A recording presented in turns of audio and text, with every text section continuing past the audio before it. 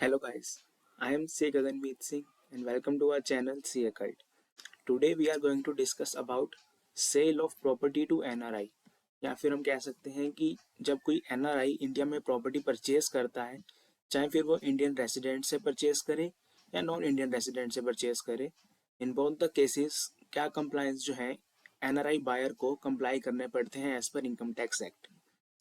Start करते हैं। सबसे पहले एक बेसिक कंसेप्ट है कि while buying property in India, person being NRI, जो कि एनआरआई बायर है, उसको चेक करना बहुत ज़रूरी है कि जो सेलर है उस प्रॉपर्टी का वो इंडियन रेसिडेंट है या फिर वो भी एनआरआई ही है, क्योंकि बहुत सिनेरियोज में डिफरेंट प्रोविजंस एप्लीकेबल होंगे एंड अकॉर्डिंगली एनआरआई बायर को उसके हिसाब से कंप्लाई करना पड़ेगा।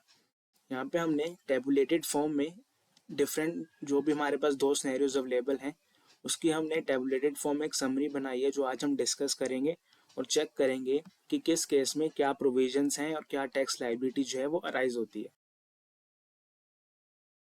सबसे पहले एक पॉइंट आता है कि एप्लीकेबिलिटी ऑफ टीडीएस सेक्शन, यानी कि बहुत केसेस में कौन सा टीडीएस का सेक्शन जो है वो एप्लीकेबल होगा। सो अगर एनआरआई प्रॉपर्टी परचेज कर रहा है इंडियन रेसिडेंस से, तब उसको सेक्शन 194 आई एप्लीकेबल होगा। And on the other hand अगर एनआरआई प्रॉपर्टी परचेज कर रहा है दूसरे एनआरआई से, देन सेक्शन 195 एप्लीकेबल होगा। अब क्योंकि डिफरेंट डिफरेंट सेक्शंस एप्लीकेबल हैं बहुत डिफरेंट सिनेरियोज में, so accordingly different different compliances भी होंगे। नेक्स्ट पॉइंट हम देखते हैं एप्लीकेबिलिटी ऑफ टीडीएस। सेक्शन तो हमें पता लग गया कि वो वाला एप्लीकेबल है या 195 एप्लीकेबल है, बट द थिंग इज कि अब उस सेक्शन में टीडीएस कब हमें डिडक्ट करना है, यानी कि वो जो हम प्रॉपर्टी एनआरआई जो प्रॉपर्टी परचेज कर रहा है उस प्रॉपर्टी के ऊपर वो टीडीएस की लायबिलिटी कब अराइज होगी। अगर एनआरआई प्रॉपर्टी परचेज कर रहा है इंडियन रेसिडेंस से, then as per section 194 IA TDS liability arise होगी जबकि selling price of the property is 50 lakh और मोर देन 50 लाख, यानी कि 50 लाख या उससे ज़्यादा की सेलिंग अमाउंट है प्रॉपर्टी की, then in that case only TDS applicable होगा।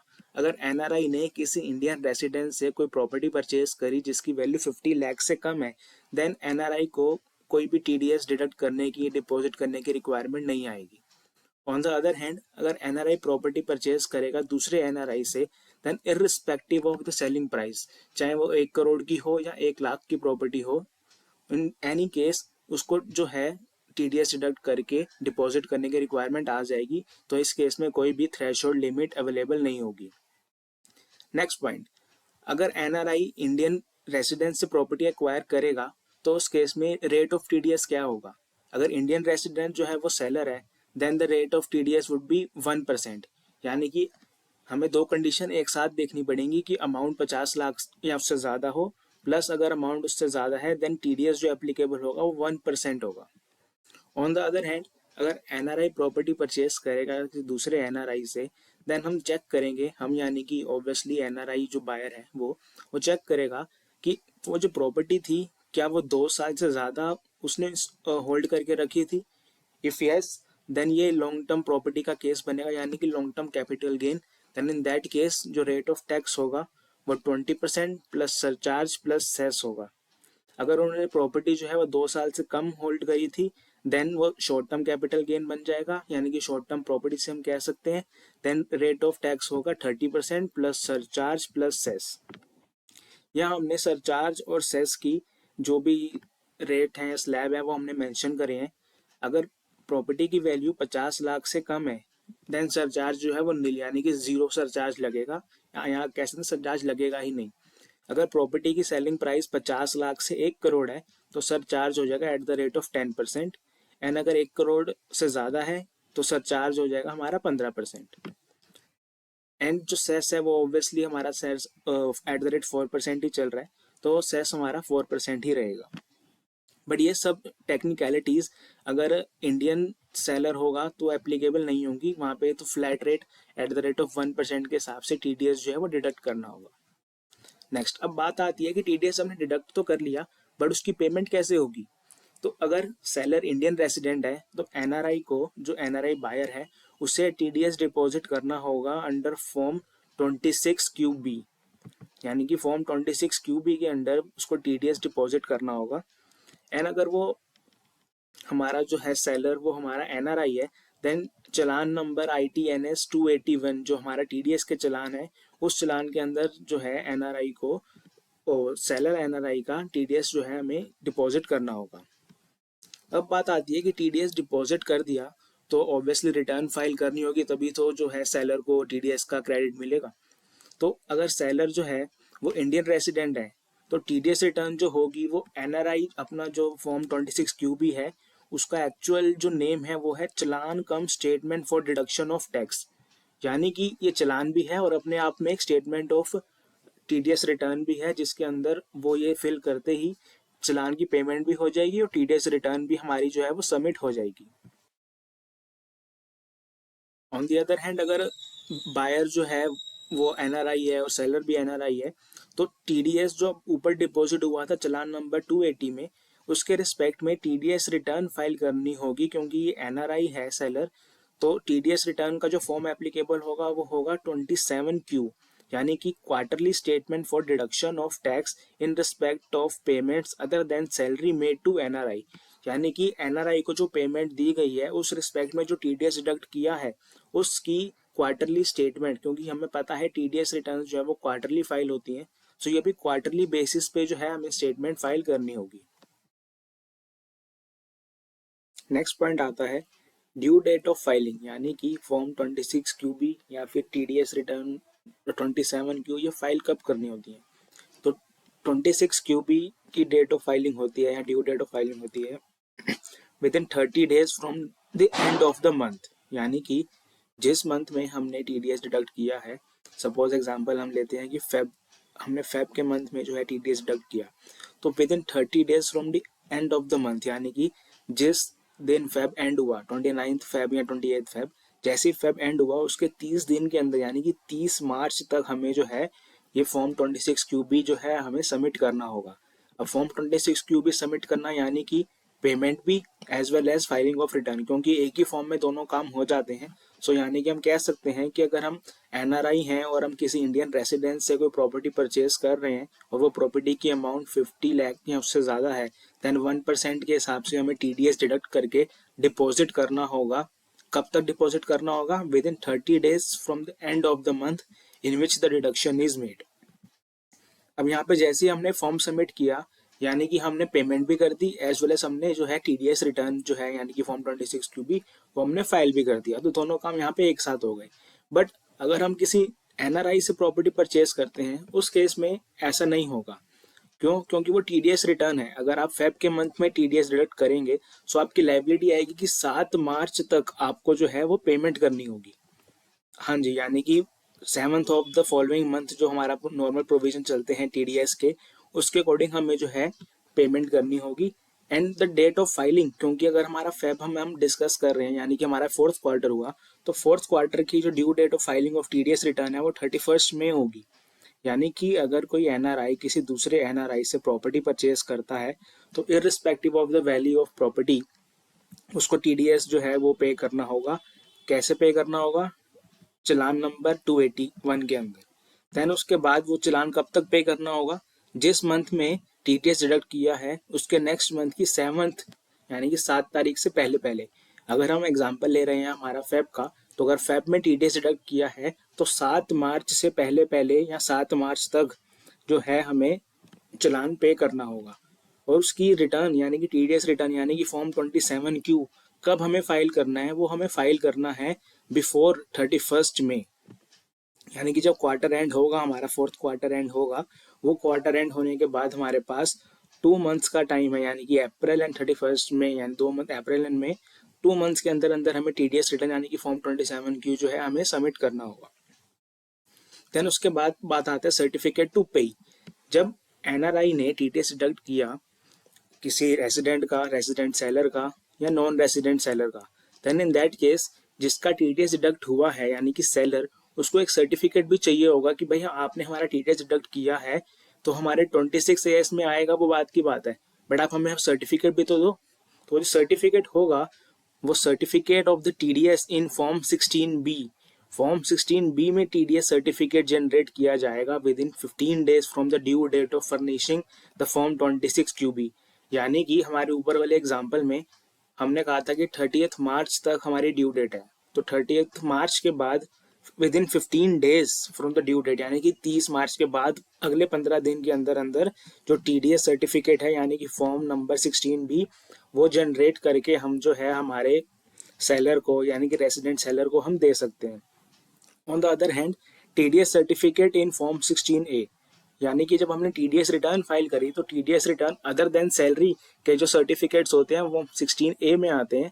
जैसे कि सैलरीड एम्प्लॉयज में भी हम देखते हैं कि उनका हम फॉर्म 16 मांगते हैं at the time of filing of ITR। तो फॉर्म 16 सैलरी का, form 16A other than salary का, तो वही फॉर्म 16A जो है यहाँ पे हमें जनरेट करके अपने NRI सेलर को जो है हम दे देंगे। और इसकी भी टाइम लिमिट क्या है, within 15 days from the due date of furnishing the form 27Q। अब due date of furnishing the form 27Q हमारे एग्जाम्पल में, क्योंकि हमने फोर्थ क्वार्टर का एग्जाम्पल लिया था और हमने कहा था कि हमारी जो ड्यू डेट है वो हमारी 31 मई है, तो 31 मई की ड्यू डेट के बाद विद इन 15 डेज यानी कि 15 जून तक हमें फॉर्म 16A यानी कि TDS सर्टिफिकेट जो है वो डाउनलोड करके हमारे जो नॉन रेसिडेंट हमारे सेलर हैं उनको हम प्रोवाइड कर देंगे। देन अब पॉइंट आता है कि हम ये कंप्लाइंस करने के लिए हम यानी कि नॉन रेजिडेंट को, जो हमारा नॉन रेजिडेंट बायर है उसको ये कंप्लाई करने के लिए कब टैन की रिक्वायरमेंट है और कब पैन की रिक्वायरमेंट है। जब NRI किसी रेसिडेंट इंडियन से प्रॉपर्टी एक्वायर करेगा, प्रॉपर्टी परचेज करेगा, यानी कि जब उसको फॉर्म 26QB सबमिट करना है, then in that case NRI buyer needs PAN card, यानी कि पैन कार्ड के बेसिस पे वो जो है फॉर्म 26QB की कंप्लायंस जो है वो कर सकता है, यानी कि 10 नंबर लेने की रिक्वायरमेंट नहीं होगी। ऑन द अदर हैंड अगर NRI बायर जो है उसको 10 की रिक्वायरमेंट पड़ जाएगी जब वो किसी नॉन रेसिडेंट सेलर से ही प्रॉपर्टी एक्वायर करेगा। क्यों? क्योंकि उसको TDS रिटर्न फाइल करनी होगी 27Q में, एंड अगर आपको TDS रिटर्न फाइल करनी है तो आपके लिए 10 नंबर लेना मैंडेटरी हो जाता है। अगर हम इसको सम अप करें तो हम क्विकली इसकी समराइज करते हैं कि बहुत द सिनेरियोज में क्या क्या हमने अभी तक डिस्कस किया केस वाइज। अभी तो हमने डिफरेंशिएट किया साइमल्टेनियसली, अब मैं आपको समराइज वे में दोनों सिनेरियोज जो है एक बार डिस्कस कर लेते हैं। हम बात करते हैं कि NRI बायर जो है, NRI बाय करता है प्रॉपर्टी किसी इंडियन रेसिडेंट से, यानी कि NRI ने किसी इंडियन रेसिडेंट से प्रॉपर्टी एक्वायर करी तो उसको लिए TDS जो एप्लीकेबल होगा वो सेक्शन 194IA एप्लीकेबल होगा। सेक्शन की जो थ्रेशोल्ड लिमिट है वो है 50 लाख या उससे ज़्यादा। जब selling price of the property 50 lakh या उससे ज़्यादा है उसी केस में जो है ये TDS की एप्लीकेबिलिटी आएगी। TDS का रेट है at the rate of 1%। Then in that case जो NRI बायर है उसको फॉर्म 26QB में TDS पे करना है, और वो फॉर्म 26QB जो है उसका एक्चुअल में जो पर्पस है वो है challan cum statement for the deduction of tax, यानी कि फॉर्म 26QB अपने आप में चलान भी है और statement of deduction of tax भी है। यानी कि जैसे हमने फॉर्म 26QB सबमिट किया हमारा चलान भी पेमेंट हो गया और हमारा TDS की रिटर्न भी हमने सबमिट कर दी। अब इसकी ड्यू डेट ऑफ फाइलिंग क्या होती है, इसकी ड्यू डेट ऑफ फाइलिंग होती है within 30 days from the end of the month in which deduction is made. Suppose NRI buyer ने TDS डिडक्ट किया फेब मंथ में, देन फेब एंड के बाद विद इन 30 डेज यानी कि 30 मार्च या उससे पहले पहले जो है इनको फॉर्म 26QB जो है वो सबमिट करना होगा। अब जिस दिन यानी कि 30 मार्च हमारी जो ड्यू डेट ऑफ फाइलिंग है उसके विद इन 15 डेज, यानी जैसे 30 मार्च हमारी ओवर हुई तो उसके बाद विद इन 15 डेज हमें जो है हम यानी कि NRI बायर्स को फॉर्म 16B के अंदर TDS सर्टिफिकेट जो है वो रेसिडेंट सेलर को देना होगा कि ये आपका TDS जो हमने डिडक्ट किया था ये आपका सर्टिफिकेट आ गया। Then in that case NRI buyer जो है उसको ये फॉर्म 26QB फाइल करने के लिए 10 कार्ड की रिक्वायरमेंट नहीं है, सिर्फ पैन के बेसिस पे वो जो है ये अपना फॉर्म 26QB फाइल कर सकता है। ऑन द अदर हैंड अगर हम बात करें केस 2 की, जिस केस में NRI प्रॉपर्टी एक्वायर कर रहा है किसी दूसरे NRI से, तो TDS का सेक्शन एप्लीकेबल होगा 195। TDS एप्लीकेबल यहाँ पे कोई थ्रेशोल्ड लिमिट नहीं है, यानी कि जो भी हमारा सेलिंग प्राइस होगा उस सेलिंग प्राइस पे TDS जो है वो डिडक्ट करना होगा। अब बात आती है कि TDS का रेट क्या होगा, किस रेट पे हम जो है डिडक्ट करके डिपॉजिट करेंगे। तो उस केस में देखा जाएगा कि प्रॉपर्टी का नेचर क्या था, वो लॉन्ग टर्म प्रॉपर्टी थी या शॉर्ट टर्म प्रॉपर्टी थी।